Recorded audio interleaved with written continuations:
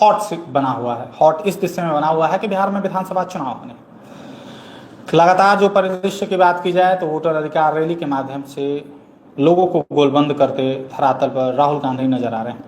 लेकिन स्वाभाविक रूप से बात होती है कि जब 2025 के विधानसभा चुनाव में ईवीएम के बक्से में जब जनता अपना जनादेश देखी तो क्या लगता है कि वो जनादेश के एनडीए के पाले में जाएगा या बिहार की सियासत को करवट बदलने के मूड में रहेंगे। इसी कड़ी में हमारी मौजूदगी भाजपा की प्रखर वक्ता जो हर एक मुद्दे पर अपने बेबाकी से अपनी बात रखती हैं, तमाम धरातल पर इनकी पॉलिटिक्स धरातल पर एक्टिविटी इनको देखने को मिलती है। आज इनके साथ हमारा सीधा संवाद रहेगा और तमाम उन कड़े प्रश्नों के साथ इनसे सवाल रहेंगे कि क्या जिस नीतीश सरकार के 20 साल की उपलब्धियों पर पीठ थपथपाते हैं, क्या उनके बीच जब जनता के बीच अब की बार हो जाएंगे तो क्या रहेगा, स्थितियां स्पष्ट करेंगे। सबसे पहले स्वागत है मैम आपका हमारे इस लाइव सेशन। जी धन्यवाद। 25 के विधानसभा चुनाव को आप कैसे देख रहे हैं? 2025 में हम लोग पूर्ण बहुमत से सरकार बना रहे हैं। इस बार जो SIR की यात्रा की है राहुल गांधी जी, उनकी बौखलाहट भी बता रही है कि हम एनडीए की पूर्ण बहुमत से हम सरकार बना रहे हैं। वो बौखलाहट में ही इस तरह से हमारे देश के प्रधानमंत्री हैं जो देश का हम लोग सर ऊंचा करने के लिए, ये हम लोग स्कूल के कॉलेज से पढ़ते आ रहे हैं कि देश का सर ऊंचा करने के लिए देश के प्रधानमंत्री का सम्मान करना चाहिए। उस देश के प्रधानमंत्री का आप अपमान भारत में भी करते हैं और भारत के बाहर भी जाकर करते हैं, और यहाँ तक कि आप देश के प्रधानमंत्री की माँ, भारत की माँ है, देश की माँ है, देश की महिला किसी का अपमान करते हैं। यह बहुत ही शर्मनाक है क्योंकि आपका बौखलाहट बता रहा है कि आपकी सरकार, आप इस बार एक भी सीट से जीत नहीं रहे हैं और एनडीए पूर्ण बहुमत से सरकार बना रही है। अच्छा, वो कभी बोल रहे हैं कि आप लोग वोट चोरी कर रहे हैं, उसके लिए लगातार यात्रा लेकर चले हैं। ये वोट चोरी हम क्यों कर सकते हैं? ये तो चुनाव आयोग का काम है। आप चुनाव आयोग पर उंगली उठा रहे हैं। चुनाव आयोग पर उंगली उठाना आपका सही नहीं है, लोकतंत्र की हत्या है। चुनाव आयोग को स्वतंत्र रूप से काम करने देना चाहिए कि वोट चोरी आप ही का क्यों होगा, मेरा नहीं होगा क्या? भी हो रहा है। जब वोट चोरी हो रहा है तो मेरा भी हो सकता है, आपका भी।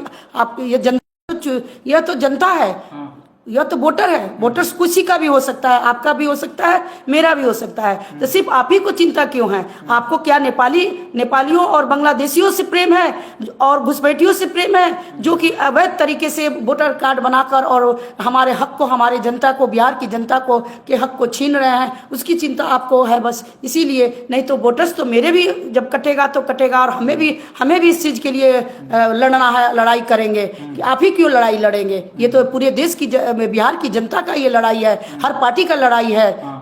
अच्छा, क्या कहेंगे मैम, लगातार अभी कितना प्रभाव वोटर अधिकार रैली बिहार के चुनाव को देखने को मिल सकता है?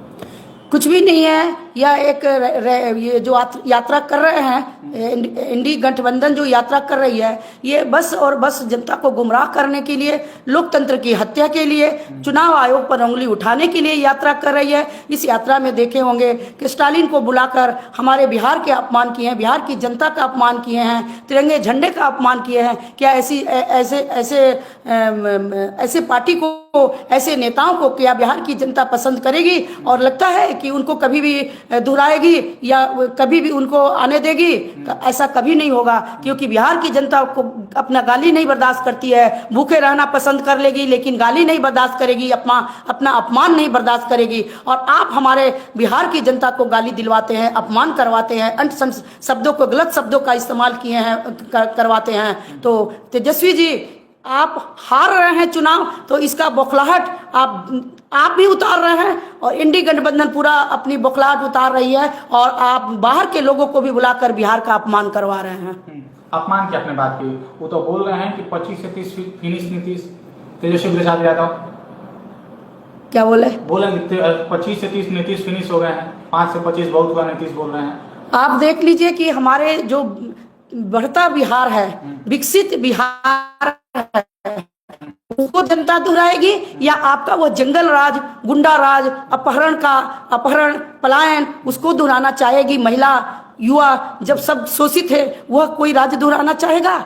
यही विकसित बिहार को दोहराना चाहेगा कि रोडों पर 1 घंटे से 2 घंटे किसी भी हम जिले में पहुंच जाते हैं। यही हम 8 से 9 घंटे में पहुंचते थे। उस शासन को कोई नहीं दोहराना चाहेगा। जो 7 बजे महिलाएं और युवा कैद हो जाते थे, अपहरण का डर रहता था, महिलाओं का रेप का डर रहता था, अपहरण का डर रहता था। वह कोई भी जंगल राज को दोहराना नहीं चाहेगा। अभी विकसित बिहार है, हमारे नीतीश कुमार जी विकसित बिहार को करके दिखाए हैं। एनडीए की सरकार विकसित बिहार को दिखा रही है, तो यही फिर से हम एनडीए की सरकार बन रहे हैं। तो बोल रहे हैं तेजस्वी यादव नीतीश कुमार अचेत हो गए हैं। उनके बोलने से नहीं होगा। आपका काम है जनता को गुमराह करना, आप जनता को गुमराह कर रहे हैं। तो क्या लगता है कि बात गोलबंद हो रही है सरकार, जनता? नहीं, जनता पूरी तरह से एकदम आश्वस्त है कि मुझे फिर से वही स्वच्छ भारत, स्वच्छ बिहार, स्वस्थ बिहार को बनाना है। फिर से वही सुखमय जीवन अपना जीना है। इसलिए फिर से बिहार में एनडीए की सरकार को लाएंगे और नीतीश कुमार ही हमारे फिर से मुख्यमंत्री बनेंगे। ये पूरी तरह से बिहार की जनता आश्वस्त है। आप गांव-गांव में चले जाइए, पूरी जनता से पूछ लीजिए, कोई भी नहीं चाहता है कि वह फिर से महिला हो, पुरुष हो, युवा हो, वृद्ध हो, कोई भी नहीं चाहता, किसान हो, कोई भी नहीं चाहता है कि फिर से हम कभी भी हम उस जंगल राज को दोहराएं। फिर से एनडीए की सरकार आएगी और नीतीश कुमार हमारे पूर्ण बहुमत से हमारी एनडीए की सरकार आ रही है और नीतीश कुमार फिर से अच्छे मुख्यमंत्री के रूप में साबित होंगे। अच्छा, एक और आप बोल रहे हैं कि बिहार में सरकार बनाएंगे, दूसरी ओर नीतीश तो तेजस्वी यादव कह रहे हैं कि भूजा पार्टी सरकार चला रही है, भाजपा बनने नहीं देगी। उनके बोलने से कुछ नहीं होगा। उनका काम है गुमराह करना। जब चुनाव आयोग को इस तरह से वो भ्रमित कर रहे हैं, गुमराह कर रहे हैं, उनको काम नहीं करने दे रहे स्वेच्छा से, तो बिहार की जनता को भी तो वो गुमराह कर सकते हैं। बिहार की जनता को गुमराह करने के लिए इस तरह के शब्दों का इस्तेमाल कर रहे हैं और बोल रहे हैं, लेकिन जनता गुमराह कभी नहीं होगी। जनता पूरी तरह से आश्वस्त है कि तेजस्वी जी आपका जंगल राज, गुंडा राज को हमें नहीं दोहराना है। हमें फिर से यही बिहार, स्वच्छ बिहार, स्वस्थ बिहार, सुंदर बिहार, विकसित बिहार को आगे लाना है। अच्छा, एक और बोल रही हैं, लेकिन उधर तेजस्वी यादव भी बोल रहे हैं हमारे पॉलिटिकल मैनिफेस्टो को कॉपी कर दिया। हमने पेंशन बढ़ाने के बाद की पेंशन बढ़ा दिए, बिजली फ्री करने के बाद बिजली 25 यूनिट फ्री कर दिए। मैं तेजस्वी जी से पूछना चाहती हूँ, तेजस्वी जी सिर्फ आप ही के पास एक विजन हो सकता है। ये विजन क्या हमारे भाजपा के पास नहीं हो सकता है? क्या नीतीश जी के पास नहीं हो सकता है? क्या एनडीए के इतने सारे बड़े बड़े नेता और बुद्धिजीवी वर्ग है, उनके पास नहीं हो सकता है? ये विजन हमारा पहले भी था, उसी विजन को फिर से किया गया है। तेजस्वी जी हमारे विजन को भी हो सकता है कि उन्होंने वो भी दोहराए हो, ऐसा भी हो सकता है। विजन की बात की तो क्या लगता है कि एक नए विकल्प के रूप में प्रशांत किशोर वो बिहार को बदलने चले? नहीं, वो लोकतंत्र में सबको अपना पार्टी बनाने का अधिकार है और बोलने का अधिकार है, और जो भी वो विजन बता रहे हैं वो विजन बोलने का उनका अभी अधिकार है, बोल सकते हैं। लेकिन जब वो जीतेंगे, सरकार बनेगी उनकी, या अपना आएंगे सीटों पर, तब वो काम करके दिखाएंगे, तब जनता विश्वास करेगी। अभी जनता उनके बारे में क्या जानती है कि वो सिर्फ बोल रहे हैं या करके भी दिखाएंगे। और हमारी जो सरकार है, एनडीए की सरकार है, वो करके दिखा रही है वो विजन। इसलिए हमारा विजन जो है वह सड़क पर दिख रहा है, जनता के बीच में जा रहा है, जनता खुश है, इसलिए एनडीए की सरकार फिर से दोहराना चाहती है। अच्छा, क्या करें मैम, लगातार बिहार आ रहे हैं, प्रधानमंत्री को कुछ दिन पहले गए आए थे, बोल रहे हैं कि खाली जुमला करने आ रहे हैं। उनको बोलने का काम है, जुमला कर रहे हैं। आपको दिख रहा होगा बिहार में जो इतना विकास हो रहा है, इतने एयरपोर्ट बन रहे हैं, इतने हॉस्पिटल बन रहे हैं, इतने मॉडर्न स्कूल बन रहे हैं, इतने एम्स हॉस्पिटल आया, एयरपोर्ट आया, सड़कें इतने भी गांव-गांव में सड़कें हो गए, इतने रोजगार आ रहे हैं, इतने पलायन रुक रहे हैं। जो पलायन किए हुए जो लालू जी के राज में थे, वो पलायन किए हुए लोग वापस फिर से बिहार आ रहे हैं। बिहार में इतने हमारे फैक्ट्रियां लग रही हैं, हमारे मैं बक्सर की रहने वाली हूँ, बक्सर जैसे जगहों में भी फैक्ट्रियां इतने सारे लग रहे हैं। तो हम लोग क्या कहेंगे? यही कहेंगे कि आप गुमराह कर रहे हैं। हमारा फिर से एनडीए सरकार आ रही है, एनडीए सरकार पूरी तरह से विकास कर रही है। मतलब आपको लगता है कि बिहार औद्योगिकरण के क्षेत्र में भी आगे बढ़ रहा है? औद्योगिकरण के क्षेत्र में भी आगे बढ़ रहा है और हम आगे बढ़ रहे हैं, और हम फिर से ही भी सरकार पूरी तरह से पूर्ण बहुमत के साथ, जनता पूरी तरह से गांव-गांव की जनता जाकर बात किया जाएगा, तो वो भी पूरी तरह से आश्वस्त है कि फिर से हम नीतीश कुमार जी और एनडीए की सरकार, भाजपा की सरकार और एनडीए की सरकार को हम लोग वापस लाएंगे। मतलब पूरा तरह से आश्वासन हमको मिला पूरी है। तरह से आश्वस्त है। हम लोग गांव-गांव में घूमते हैं, जाते हैं। बक्सर की पूरी तरह से जनता जो है, कांग्रेस की जो अभी राष्ट्रीय अध्यक्ष जी आए थे, एक रैली थी, उसमें पूरी की पूरी कुर्सियां खाली थी। इस प्रकार से हमारे बक्सर में भी जनता बता दी है कि आपको हम लोग अब पसंद नहीं करते हैं। खाली कुर्सियां ही उदाहरण है कि अब कांग्रेस और आरजेडी जो है, महागठबंधन है, उसको हम लोग पसंद नहीं करते हैं। एनडीए की जब हमारी कोई भी बैठक होती है तो इतनी भीड़ होती है कि उसको कंट्रोल करना मुश्किल होता है। यह भीड़ ही बता देती है कि आप जनता किसको पसंद कर रही है। अच्छा, बक्सर क्षेत्र की आपने बात की, काफी सांस्कृतिक, आध्यात्मिक, पौराणिक महत्व काफी विकसित है, लेकिन आज भी स्थितियां देख रहे हैं कि वहां पर वैसा लचर है।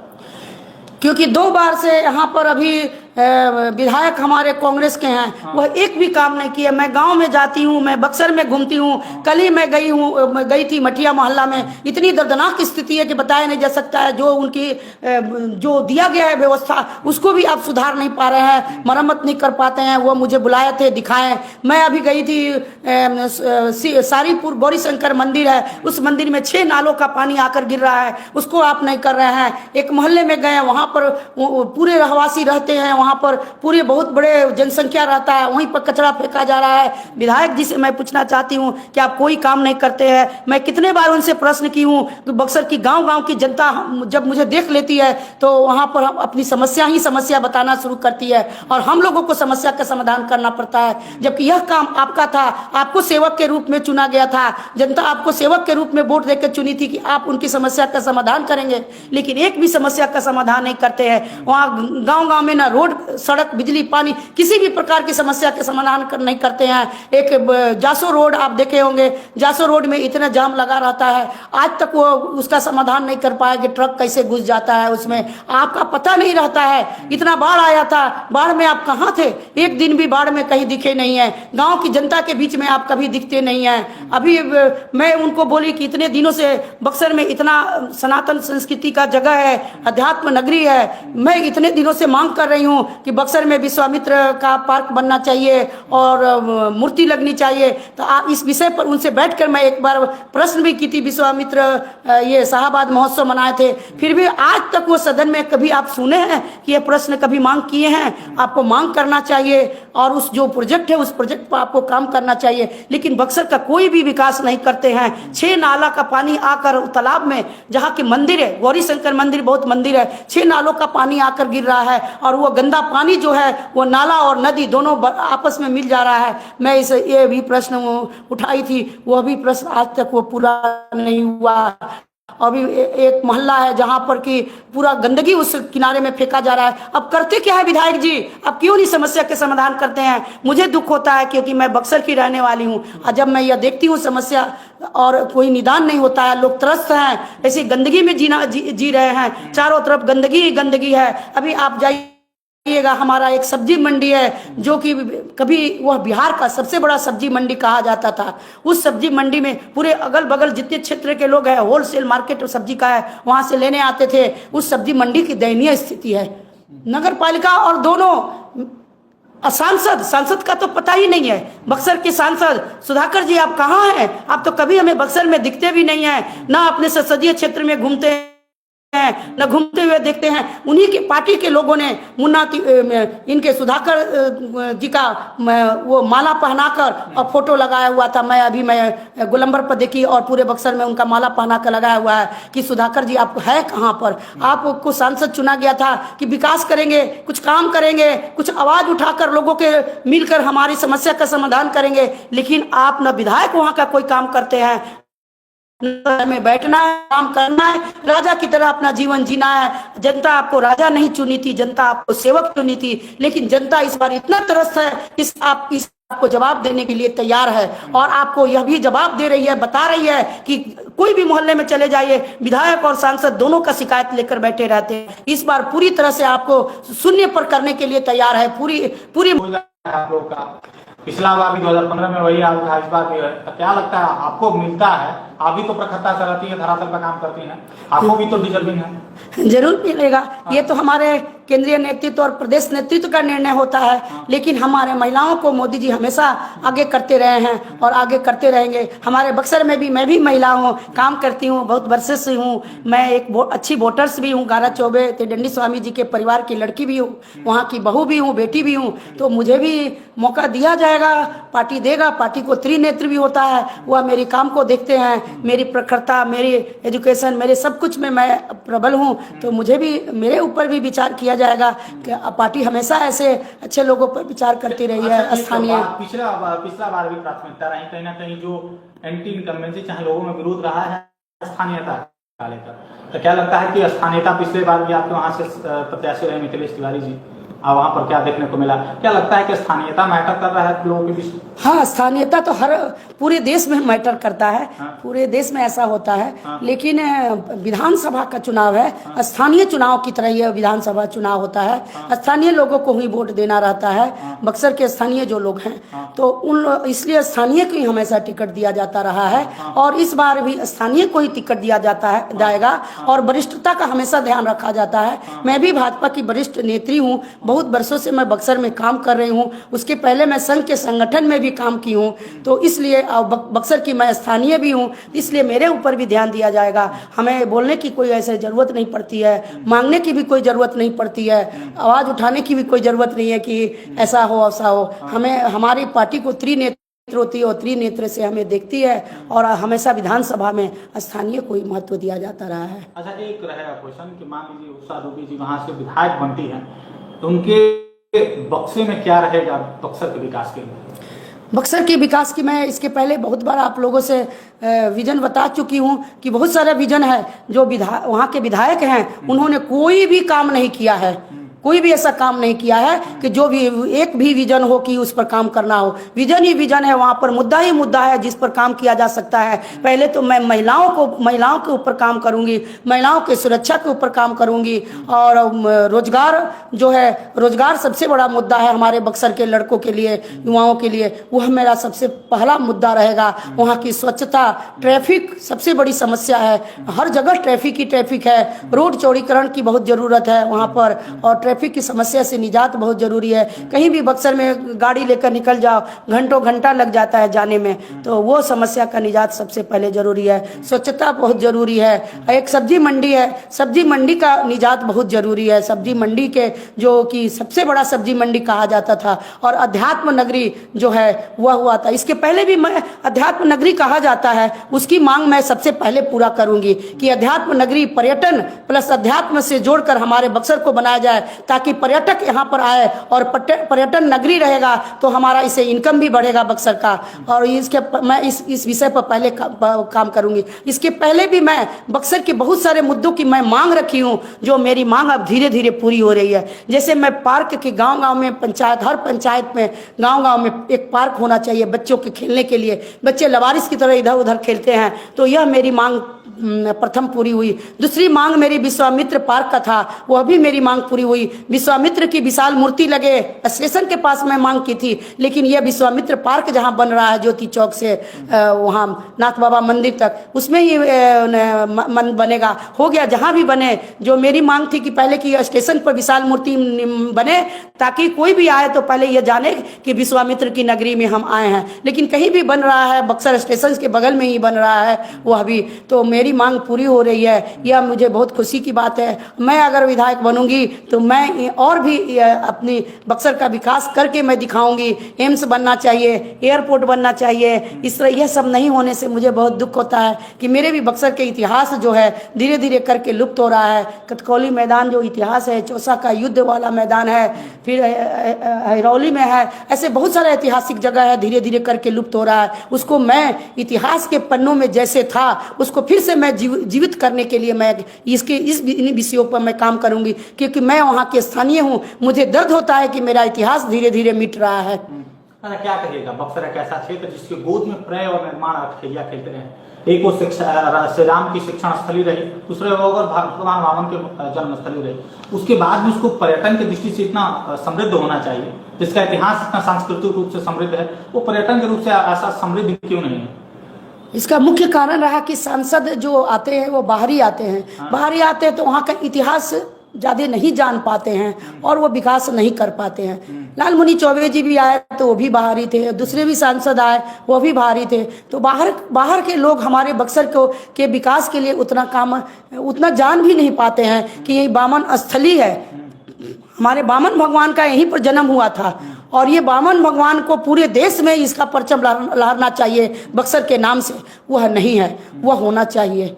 शिक्षा, राम का शिक्षा असली है, उससे संबंधित कोई भी चीज़ वहाँ नहीं है जो होना चाहिए। विश्वामित्र की नगरी है, वह भी नहीं है वहाँ पर कुछ भी, क्योंकि अभी तक कोई ऐसा नहीं रहा कि उससे संबंधित कुछ काम करे। लेकिन जब वहाँ के स्थानीय कोई आएंगे तो कुछ ना कुछ काम करेंगे। लेकिन इस बार हमारा ऐसा दुर्भाग्य है कि सांसद जो आए हुए हैं वो अभी कैमूर के रहने वाले हैं, बक्सर के नहीं हैं। इसलिए वो बक्सर के विकास पर उनका कोई भी ध्यान नहीं है, ना उनको लगता है कि कोई एजेंडा पता है। इसलिए कोई भी एजेंडे पर वो काम अभी तक न हम सुनने को आया है न कर रहे हैं। सिर्फ और सिर्फ गलत बयानों में ही में लगे रहते हैं।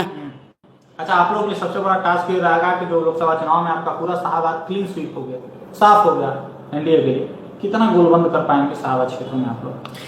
इस बार शाहबाद क्षेत्र में पूरी तरह से हमारा एनडीए आएगा और हम पूरी तरह से जीत दर्ज करके दिखाएंगे, क्योंकि पूरी तरह से एनडीए पर जो बिहार की जनता जो है वो एनडीए को समझ चुकी है, जान चुकी है, एनडीए पर विश्वास कर चुकी है। इस बार हमारा एनडीए की इसलिए जीत दर्ज होगा। यह 100% पूरी तरह से जनता पूरी मन बनाकर बैठी हुई है और आश्वस्त है। अच्छा, क्या कहना है, 20 साल से नीतीश सूबे के कमान नीतीश कुमार संभाले हुए हैं, उनके 20 सालों के कार्यों की आप समीक्षा कैसे करती है? 20 साल कालों की पहले मैं बता चुकी हूँ कि हम महिलाएं पूरी तरह से स्वतंत्र होकर 1 बजे रात तक अब घूम सकते हैं। युवाओं को रोजगार आ रहा है, पलायन हमारा रुक रहा है। हमारे रोड और सड़क और एम्स देखा जाए, एयरपोर्ट देखा जाए, इतने सारे स्वास्थ्य विभाग में इतने उन्नति हुई, शिक्षा में इतने उन्नति हुई, रोजगार में इतने उन्नति हुई। हम महिलाओं को 50% स्थानीय निकाय चुनाव में आरक्षण दिया गया, 33% परीक्षा बहाली में दिया गया। और इस प्रकार से हमारा जो बिहार है वो रोड सड़क देख रहे हैं कितना सुंदर बन रहा है। इस प्रकार से हम बिहार की समीक्षा यही करेंगे कि हम विकसित बिहार की ओर आगे बढ़ रहे हैं और बिहार एक स्वस्थ बिहार और स्वच्छ बिहार और सुंदर बिहार हमारा बन गया। हमारा यही नीतीश कुमार की समीक्षा है। एक और तो ये बोल रही है, दूसरा बोल महाजंगल राज आ गया है। महाजंगल राज बोलने से क्या हो जाएगा? जो भी क्राइम होता है वो हर राज्य में क्राइम होता है, या हर राज्य हर देश में भी क्राइम होता है। ऐसा नहीं है कि क्राइम कहीं रुक जाए, वह अपने आपसी विवाद के कारण होता है। लेकिन वह जो पहले के क्राइम और अब की क्राइम को हम तुलना करके बताते हैं कि पहले के क्राइम जो होता है सदन में बैठे हुए लोग करते हैं, अब उनके ही लोग करते थे जो सदन में बैठे हुए हैं। अब जो क्राइम करता है वह 24 घंटे के अंदर जेल में होता है और उसको तुरंत से तुरंत उसकी कड़ी से कड़ी उसको सजा दी जाती है।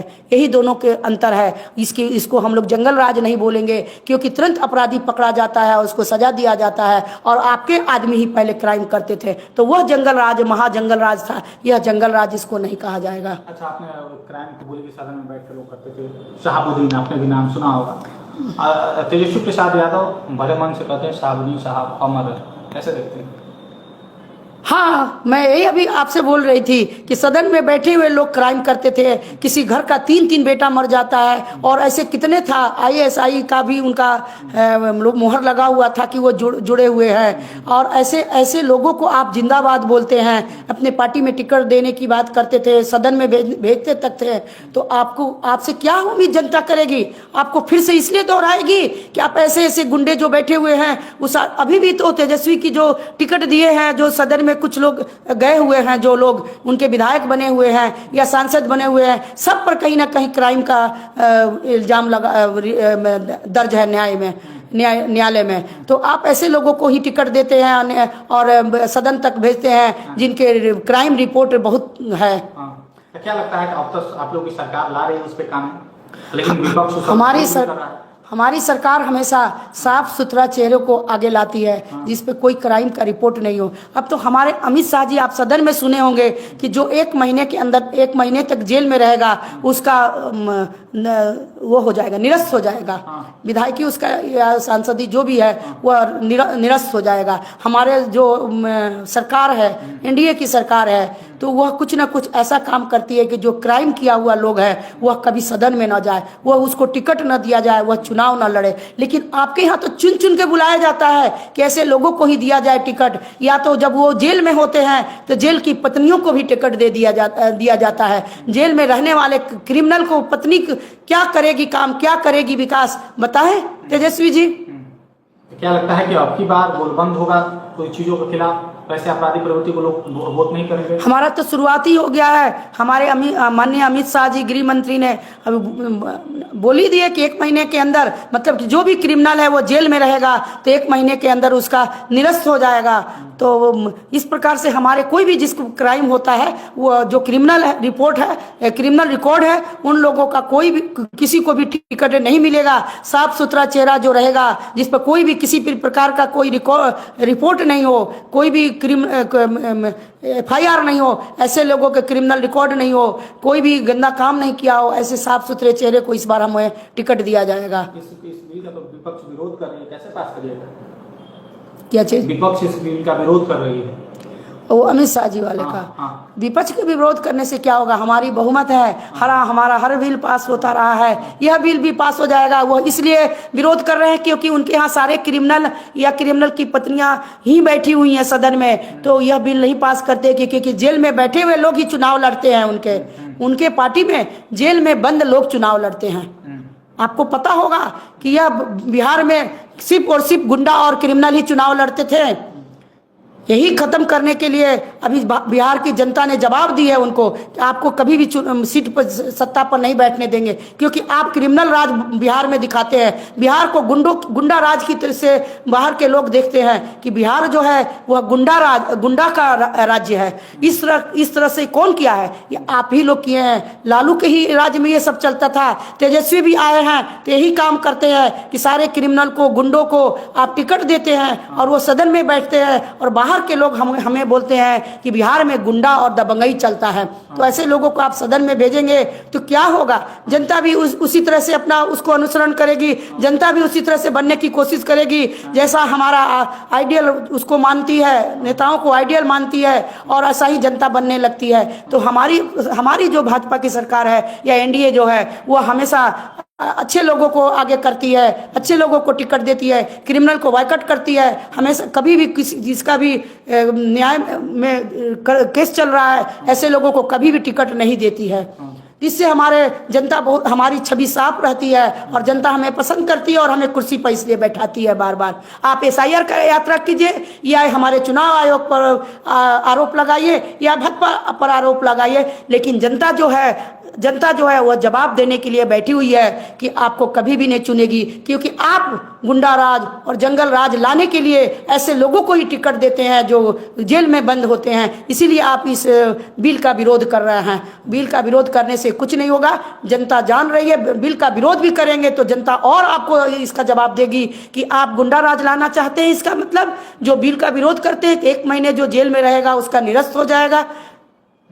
तो क्या लगता है कि मतलब कि इस पर अगर बात की जाए तो क्या कानून के आने से लोगों में भी जागरूकता फैलेगी, तो ऐसे जनप्रतिनिधियों का चयन करेंगे? बिल्कुल, इस बिल को आने से जो होगा कि हमारे साफ सुथरा चेहरा, पहले तो क्राइम भी रुकेगा। जो भी बिहार में कहा जाता है कि धन बल बाहुबल की पॉलिटिक्स, हाँ, धन बल बाहुबल और गुंडा बल जो होते थे वही चुनाव लड़ते थे, जेल में रहकर हमारे शासन को चलाते थे। हमारे आधे से अधिक मंत्री रहते थे, जो नेता रहते थे लालू जी के राज में, जो जेल से ही बिहार को चलाते थे और गुंडई दिखाते थे।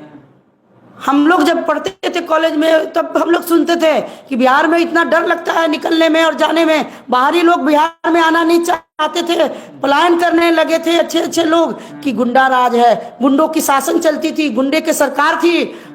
इस प्रकार से ये बिल आने से क्या होगा कि साफ सुथरा चेहरा को टिकट दिया जाएगा, और जो गुंडा है वो ऐसे भी टिकट चुनाव नहीं लड़ेंगे और गुंडई भी धीरे धीरे कम होगी, क्राइम भी धीरे धीरे कम होगा। जो भी राजनीति में आना चाहते हैं वो क्राइम नहीं करेंगे, क्योंकि वो जानते हैं कि क्राइम करने से हमारा जो है यह निरस्त हो जाएगा। अच्छा मैम, अंतिम सवाल आपसे ये रहेगा, आप प्रखरता शहर बातों को रखिए आपने, अगर बक्सर की जनता मतलब आपको वहाँ के चुनित किया जाता है, वहाँ से चुनाव के लिए टिकट देती है भारतीय जनता पार्टी, वहाँ पर क्या आप संदेश देना चाहेंगे वहाँ के क्षेत्रवासियों के लिए?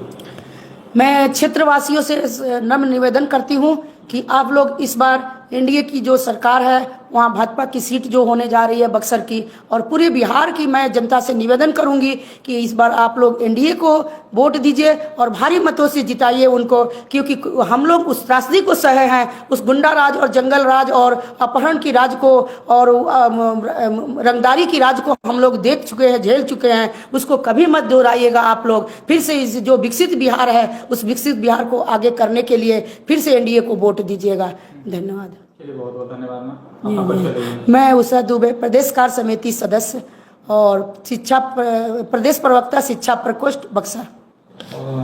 तो ये हमारे साथ उषा दुबे जी थी। काफ़ी प्रखरता से इन्होंने हर बातों पर, हर मुद्दों पर अपनी बात रखी। बहरहाल इन्होंने कहा कि जो बक्सर, जिसको कहा जाए मिनी काशी कहा जाता है, चाहे बनारस की तुलना की जाए अयोध्या की, हर एक तरफ से सांस्कृतिक आध्यात्मिक रूप से काफ़ी वो समृद्ध रहा है।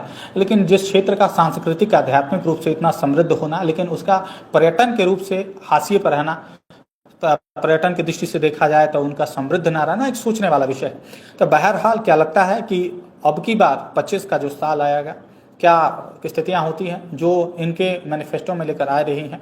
क्या लगता है कि जनता अपना जनादेश देने जाएगी या स्थितियां क्या रहेंगी? आप अपने कमेंट बॉक्स में बताएं। ज़्यादा से ज़्यादा वीडियो लोगों तक पहुंचाएं। जुड़ने के लिए आपका बहुत बहुत धन्यवाद। आप बताइए कि बिहार का जनता का क्या मूड, क्या वर्तमान एनडीए सरकार बिहार में बनेगी या जनता का जो मूड है वो भी इस बिहार की सियासत है वो करवट लेने की मूड में? आप लोग कमेंट सेक्शन में बताएं। ज़्यादा से ज़्यादा वीडियो लोगों तक पहुंचाएं। जुड़ने के लिए बहुत बहुत धन्यवाद। इस लाइव स्ट्रीम को एंड करें। आप लोग को जुड़ने के लिए बहुत बहुत धन्यवाद। आप कमेंट बॉक्स में ज़्यादा से ज़्यादा अपनी जो प्रतिक्रिया है उसको साझा करें। ज़्यादा से ज़्यादा वीडियो लोगों तक पहुँचाएं। जुड़ने के लिए बहुत बहुत धन्यवाद। इस लाइव स्ट्रीम को हम एंड कर रहे हैं। आप लोग जुड़े उसके लिए बहुत बहुत धन्यवाद।